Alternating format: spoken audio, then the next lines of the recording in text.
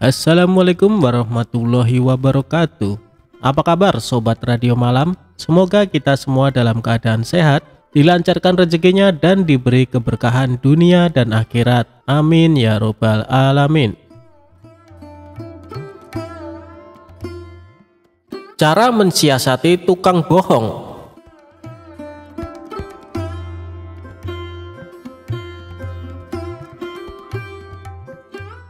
Kawan-kawan Abu Nawas merencanakan akan mengadakan perjalanan wisata ke hutan.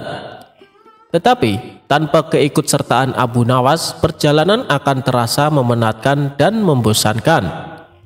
Sehingga mereka beramai-ramai pergi ke rumah Abu Nawas untuk mengajaknya ikut serta.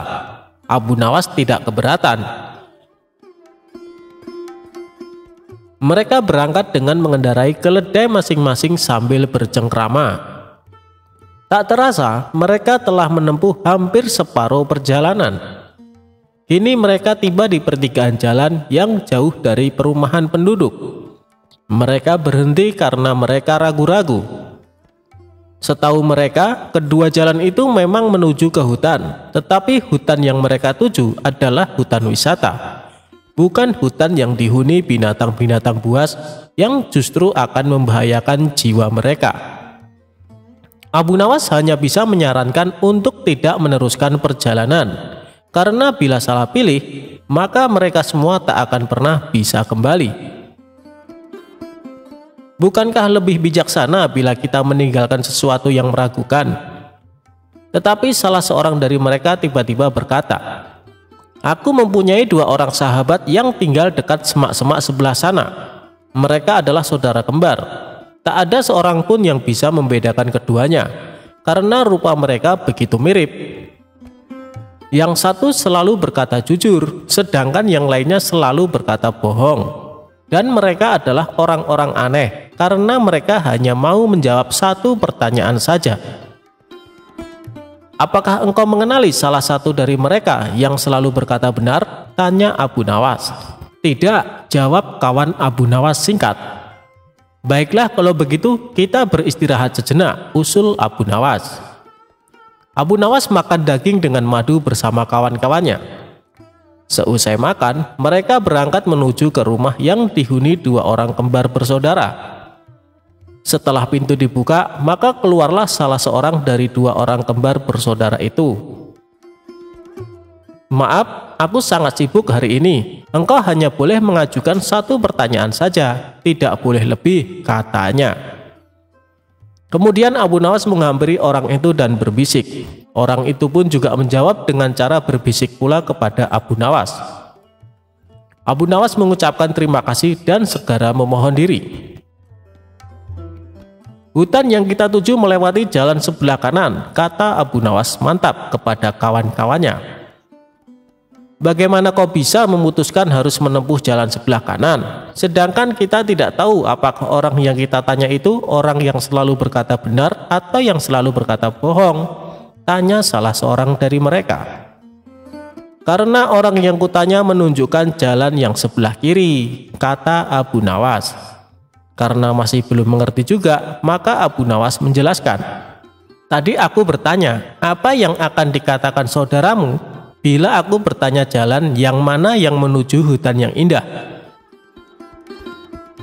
Bila jalan yang benar itu sebelah kanan, dan bila orang itu kebetulan yang selalu berkata benar, maka ia akan menjawab jalan sebelah kiri, karena ia tahu saudara kembarnya akan mengatakan jalan sebelah kiri sebab saudara kembarnya selalu berbohong.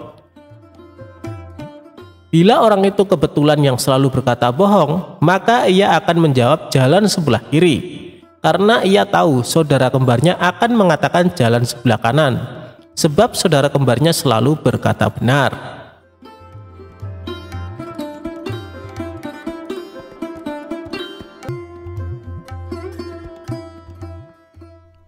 Sosok Abu Nawas memang identik dengan kisahnya yang mampu mengocok perut. Sejumlah tingkah Abu Nawas juga kerap membuat sang raja kala itu terpingkal terbahak-bahak. Selain itu, Abu Nawas memang bukan orang kaya raya. Lebih tepatnya ia hanya keluarga yang sederhana. Untuk memenuhi kebutuhan pokoknya sehari-hari bisa saja dikatakan sangat tercukupi. Apalagi untuk kebutuhan mewah, Abu Nawas tentu belum bisa merasakannya. Abu Nawas tidak mempunyai barang mewah dan makanan mewah di rumahnya. Semua serba cukup dalam kadar yang sederhana. Namun nasib apes pernah menimpa Abu Nawas. Kala itu tidak ada hujan, tidak ada angin, sang istri tiba-tiba minta dibelikan kalung oleh Abu Nawas. Hal itu membuat Abu Nawas pusing 7 keliling. Bagaimana mungkin bisa ia memenuhi keinginan istrinya? Sedangkan untuk makan mewah saja ia tidak mampu, apalagi membelikan perhiasan kalung. "Wahai istriku, maafkan saya tidak mungkin bisa menyanggupi keinginanmu. Kan kamu tahu sendiri, kita adalah keluarga sederhana yang hidupnya hanya pas-pasan," kata Abu Nawas dengan lemah lembut. Namun keputusan Abu Nawas itu ternyata membuat istrinya tidak terima, karena ia sangat menginginkan perhiasan kalung. Selama ini istri Abu Nawas itu merasa tidak pernah menuntut apapun, tidak pernah meminta yang macam-macam. Ia ingin satu kali ini saja permintaannya dituruti, entah bagaimana caranya. Akan tetapi lagi-lagi Abu Nawas tidak berani mengiyakan. Ia hanya meminta istrinya supaya selalu bersyukur dengan apa yang ada. Marahlah istri Abu Nawas. Ia terus mengomel dan memarahi suaminya. Tak tahan dengan omelan sang istri, Abu Nawas lalu pergi meninggalkan rumah. Istrinya yang masih marah kepada Abu Nawas berniat membalas dengan memasak sop yang sangat pedas untuknya. Saat malam tiba, Abu Nawas pun pulang. Sang istri berpura-pura tersenyum hangat menyambut kedatangannya. Abu Nawas lalu diajaknya duduk di meja makan, kemudian sang istri menghidangkan sop yang pedas tersebut.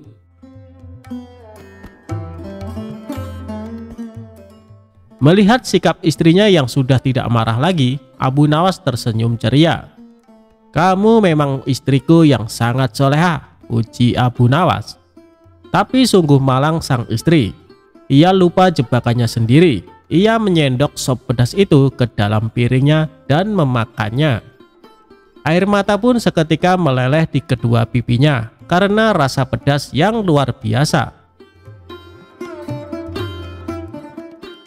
Abu Nawas seketika itu kaget dan heran melihat istrinya tiba-tiba menangis sesenggukan. "Kenapa kamu menangis, wahai istriku?" tanya Abu Nawas khawatir. "Dulu almarhum ibu sangat menyukai masakan sop ini. Setiap kali aku makan sop seperti ini, aku jadi teringat almarhum ibu. Itulah yang membuat aku menangis," ujar sang istri sembari mengusap air matanya. "Sudahlah wahai istriku, ibumu itu orang yang baik. Insya Allah dia meninggal dalam keadaan husnul khotimah," ujar Abu Nawas menenangkan istrinya. Kini giliran Abu Nawas yang memakan sop pedas tersebut. Betapa terkejutnya ia, ternyata sop yang ia makan pedasnya bukan main. Kedua mata Abu Nawas langsung meneteskan air mata tanpa henti. Bahkan air matanya lebih banyak dari sang istri. Tak mau kalah dengan sandiwara istrinya, Abu Nawas meluapkan rasa pedasnya dengan menangis terisak-isak. "Kenapa kamu menangis, wahai suamiku?" tanya istri keheranan. "Aku juga teringat almarhum ibu kamu. Kenapa dia mati meninggalkanmu tanpa mengajak dirimu?" jawab Abu Nawas. Mendengar jawaban Abu Nawas itu, sang istri yang tadinya jengkel mendadak tertawa terpingkal-pingkal. Keduanya akhirnya rukun dan mesra kembali.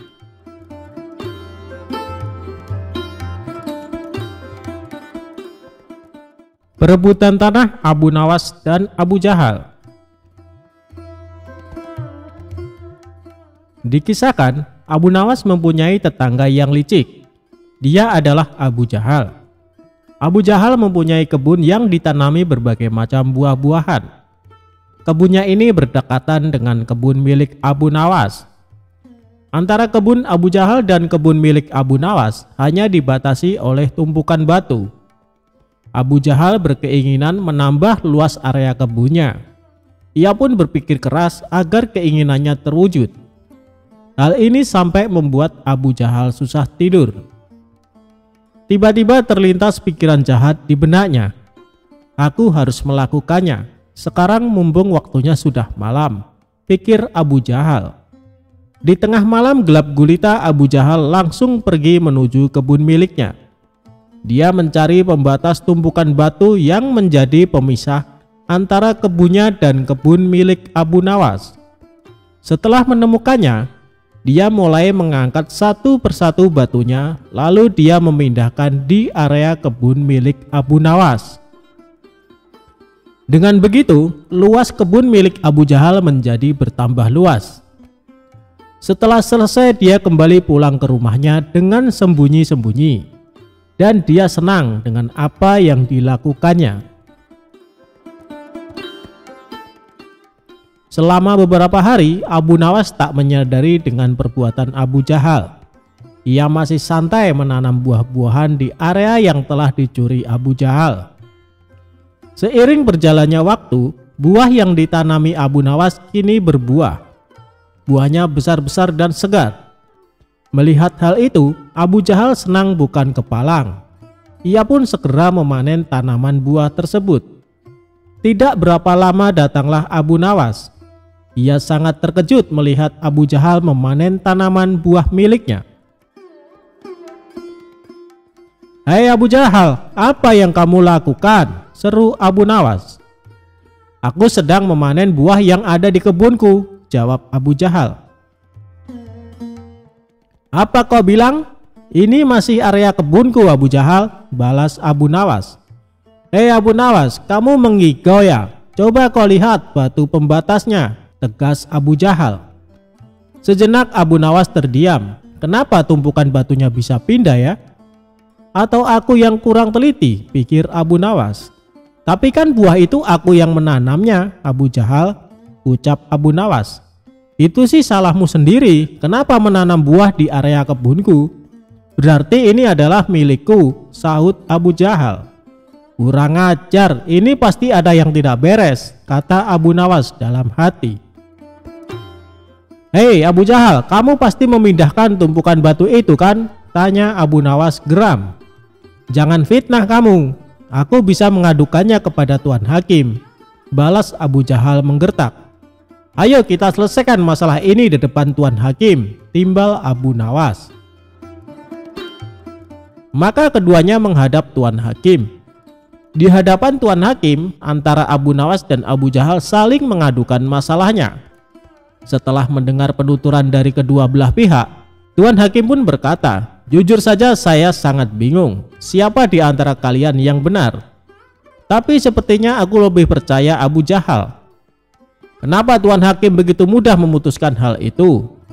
Anda adalah hakim yang terkenal bijak. Harusnya Anda lebih berhati-hati dalam memutuskan, balas Abu Nawas tidak terima. Sudahlah Abu Nawas, terima saja keputusan hakim. Toh area kebunmu masih juga luas, ucap Abu Jahal. Enak saja kamu bicara, kamu telah mencuri lahanku. Kamu sengaja memindahkan tumpukan batu yang menjadi pembatas, bentak Abu Nawas. Saya harap kalian berdua diam. Apa yang akan saya putuskan tidak bisa diganggu gugat. Dan keputusan saya adalah tanah yang kamu tanami buah adalah milik Abu Jahal, kata Tuan Hakim memutuskan. Mendengar hal itu, Abu Jahal merasa sangat senang. Terima kasih Tuan Hakim, Anda adalah hakim yang paling bijak yang pernah saya kenal, sahut Abu Jahal. Sementara Abu Nawas hanya bisa pasrah menerima keputusan tersebut. Asik, sekarang aku punya kebun lebih luas dari Abu Nawas, batin Abu Jahal kegirangan. Oh iya, Abu Jahal, berapa luas kebunmu? Tanya Tuan Hakim. 1,5 hektar Tuan Hakim, jawab Abu Jahal. Kalau kamu Abu Nawas, berapa luas kebunmu? Tanya Tuan Hakim kembali. Sebenarnya luas kebun saya 1,5 hektar. Tapi karena setengahnya dicuri sama Abu Jahal, luasnya jadi tinggal 1 hektar, jawab Abu Nawas. kalian tahu tidak kenapa saya tanya luas kebun kalian? Karena kemarin saya dapat surat langsung dari Baginda Raja. Beliau memerintahkan kepada saya, barang siapa yang mempunyai kebun yang luasnya lebih dari 1 hektar, maka akan disita negara beserta isi-isinya. Dan bagi siapa saja yang menentang peraturan ini akan dihukum mati. Hal ini Baginda Raja terpaksa lakukan karena kondisi keuangan negara sedang krisis, kata sang hakim menjelaskan. Seketika raut wajah Abu Jahal yang tadinya ceria mendadak berubah menjadi terkejut. Waduh, celaka. Aku akan kehilangan kebunku, pikir Abu Jahal ketakutan. Maaf Tuan Hakim, sebenarnya luas kebun saya hanya 1 hektar, tutur Abu Jahal. Tadi kamu bilang katanya luas kebunmu 1,5 hektar, sekarang bilangnya 1 hektar. Kamu jangan main-main Abu Jahal, bentak Tuan Hakim. Saya berani bersumpah Tuan Hakim, kebun saya memang luasnya hanya 1 hektar. Tumpukan batu yang jadi pembatas antara kebun saya dan kebun milik Abu Nawas telah saya pindahkan dari tempatnya, ujar Abu Jahal. Oh begitu. Jadi tanah yang ditanami buah oleh Abu Nawas sebenarnya masih area kebun Abu Nawas? Tanya Tuan Hakim memastikan. Benar Tuan Hakim, jawab Abu Jahal. Bagaimana denganmu Abu Nawas? Apakah benar luas kebunmu 1,5 hektar? Tanya Tuan Hakim kepada Abu Nawas. Benar Tuan Hakim, jawab Abu Nawas semakin pasrah. Nah kalau begini kan jelas siapa yang sebenarnya berbohong. Pengawal, tangkap Abu Jahal dan masukkan ke dalam penjara karena dia telah mengaku mencuri area kebun milik Abu Nawas, perintah Tuan Hakim. Tapi Tuan Hakim, kebun saya tidak disita kan? Tanya Abu Jahal khawatir. Tidak ada yang namanya penyitaan. Itu hanya trik saya saja supaya saya bisa menyelesaikan perkara kalian berdua dengan adil, balas Tuan Hakim. Mendengar hal itu, Abu Jahal langsung terkulai lemas, sementara Abu Nawas tersenyum bahagia karena ia bisa mendapatkan kembali luas kebunnya. Demikianlah kisah cerdik Abu Nawas melawan Abu Jahal.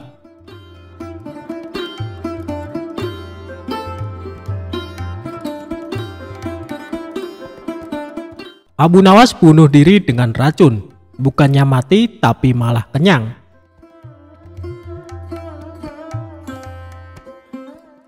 Sebelum menjadi orang kepercayaan Baginda Raja, Abu Nawas pernah bekerja sebagai penjahit. Kala itu, Abu Nawas bekerja sebagai penjahit pakaian pada seorang tuan yang memiliki toko pakaian. Karena sifatnya yang sangat rajin dan ulet dalam bekerja, maka Abu Nawas sangat dipercayai oleh tuan majikannya. Bahkan di tempat kerjanya, Abu Nawas dicap sebagai salah satu pekerja yang paling teladan. Namun sayangnya tuan majikan Abu Nawas adalah orang yang sangat pelit sekali. Bahkan tuannya tersebut tidak pernah memberikan perhatian khusus apalagi bonus kepada Abu Nawas. Tidak jarang tuannya tersebut sering membawa banyak sekali makanan ke tempat usahanya. Namun tidak ada satupun pekerja yang diberikan atau ditawari makanan tersebut. Sehingga sikap tuannya tersebut lama-kelamaan membuat Abu Nawas merasa jengkel. Karena sudah terlalu jengkel dengan tuannya, pada sebuah kesempatan Abu Nawas akhirnya memutuskan untuk mengerjai tuannya tersebut. Abu Nawas mengerjai majikannya dengan alasan ingin bunuh diri menggunakan racun. Suatu ketika, tuan majikan Abu Nawas datang dengan membawa sebuah kendi yang berisi madu. Karena Abu Nawas melihat hal itu, kemudian dia menghampiri tuannya sembari menanyakan apa isi dari kendi tersebut. Selain itu, ia juga meminta kepada tuan majikannya agar diberikan isi dari kendi tersebut. Karena tuannya sangat pelit, maka dengan sengaja ia berbohong kepada Abu Nawas dengan mengatakan kendi tersebut berisi racun. Abu Nawas pun kemudian hanya mengangguk tanda ia percaya kepada tuan majikannya. Padahal dirinya mengetahui kalau tuan majikan sedang berbohong tentang isi kendi tersebut. Terlebih lagi, Abu Nawas sempat mencium bau madu dari kendi yang dibawa oleh tuan majikannya. Tidak lama kemudian, tuan majikan Abu Nawas harus pergi karena ada keperluan. karena dirasa kendi yang berisi madu tersebut aman dari para pekerjanya termasuk Abu Nawas, maka kendi tersebut tetap dibiarkan di sana. Melihat kendi berisi madu tersebut ditinggalkan oleh tuannya, maka Abu Nawas tidak membuang-buang kesempatan. Dia pun berusaha menjual sepotong pakaian dan membeli sebuah roti untuk dimakan dengan madu milik tuannya.